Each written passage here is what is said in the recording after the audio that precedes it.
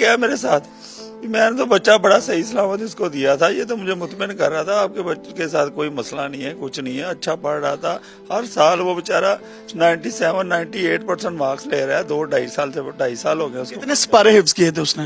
माशाल्लाह 22 पारे कर लिए थे और अपनी आमीन की तैयारी कर रहा था कि मेरी आमीन करवानी है आपने आके बाबा, मैं आपके आप मेरे पीछे तरावियां पड़ेंगी इंशाल्लाह। अब ये मेरे साथ वो प्लान कर रहे हैं, हमने वो प्लान किया हुआ था आमीन का।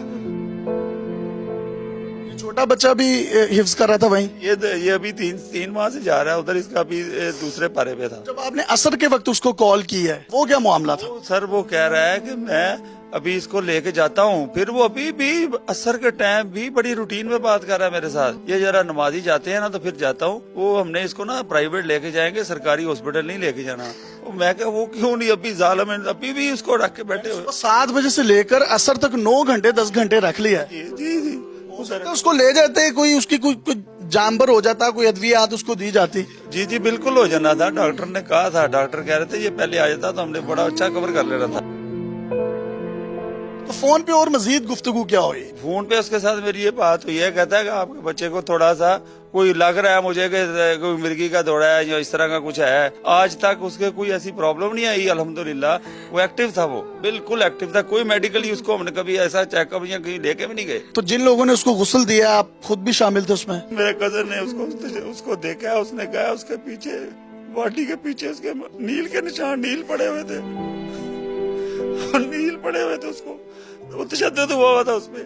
और हमें वो डॉक्टर ने बताया कि इसमें बहुत ज्यादा तशद्दुद हुआ है। इसकी 3 पसलियां 6, 7, 8 समथिंग नाम भी बता रहा था कि वो टूटी हुई थी। जब ये हमारे पास हमने रिसीव किया इसको, इस टाइम इसका माइंड दिमाग जो है वो खत्म 99% खत्म हो गया हुआ था। उसके अंदर क्लाउड जमा हो गए थे बिल्कुल, जो खून के लोतरे जमा हुए। ये जो भाई है इसका छोटा, ये भी हिफ्ज कर रहा है, तो इसकी धुंधली याद में इसका भाई इसकी आंखों के सामने गया है। बड़ा होगा तो ये कभी अपने बच्चों को या अपने किसी दोस्त को तलकीन करेगा कि मदरसे में जाए? इसने क्या करनी है। अब मैं ही खुद लोगों को सब कह रहा हूँ कि इन जालिमों के हाथ में अपने बच्चे ना दो, हाथ थोड़ा जोड़ रहा हूँ। मासूम से बच्चे इनके हवाले करते हैं और ये बाद में हमें मार के कत्ल करके हमें पकड़ा देते हैं। ऐसे जालिम इंसान है ये। आला हुकाम से, कुछ वजीर आजम पाकिस्तान से या चीफ जस्टिस से कोई रिक्वेस्ट करना चाहें तो आप कर सकते हैं। चीफ जस्टिस से, सीएम साहब से आपकी मेहरबानी है, बड़ा इंसाफ पसंद बंदे हैं, हमारे साथ हमारे ऊपर रहम करें और हमें इंसाफ दिलाएं और 302 में इस कारी को सजा दिलवाएं।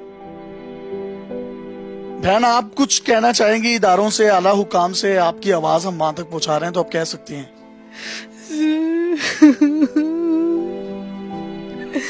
मेरा बेटा मुझे जिंदा चाहिए, मैंने जिंदा भेजा था। इन्होंने इंटरव्यू से पहले इनके हस्बैंड ने मुझे ये भी बताया कि उसने इस छोटे बच्चे को ये भी कहा कि अगर घर जाके तुमने अपने वालिदा को ये बात बताई तो तुम्हारे साथ भी यही हाल होगा, ये जो तुम्हारे भाई का हुआ है। आपके सामने ये सारा मामला हुआ। किस चीज से मारा था उसने? उन्होंने सोटी से मारा था उसको, मुझे भी मारा था उन्होंने। खरसा ने मुझे ये कहा था कि अगर आपने घर जाकर बताया तो आपका भी ये हाल होगा। उन्होंने मुझे डराया था बहुत ज्यादा। उन्होंने कहा था घर जाके आपने बताना नहीं है। कहाँ मारता रहा वो हाथ पे मारा, उसके बाद उस बेहोश हो गया, उसके बाद अंदर ले चले गए। अंदर भी उन्होंने उसको मारा। कितनी देर मारते रहे? 10-15 मिनट उसकी चीखों की आवाजें आती रही थी। चीखों की आवाजें आती रही। अंदर से उन्होंने कुंडी लगाई थी, अंदर ले गए थे कमरे में। तो हमने बहुत कोशिश की दरवाजा खोलने की, या फिर हम बाहर निकल पाए। दोनों तरफ से दरवाजा बंद था। हमने बहुत कोशिश की दरवाजा खोलने की भी। देखिए, क्यामत क्यों नहीं आई। वो बच्चा जब ये बातें अपने माँ बाप को बताता होगा तो इनके दिल पर क्या बतौर वालिदैन आप समझ सकते हैं। ये दिल नहीं करता इस तरह की जो है वो स्टोरीज करने के लिए, लेकिन इंसाफ के ऐवानों में बैठे हुए लोगों तक आवाज पहुंचाने के लिए ये जब तक ये मतलब मामला ना किए जाए, ना दिखाए जाए, तो इंसाफ मिलता ही नहीं है किसी गरीब को।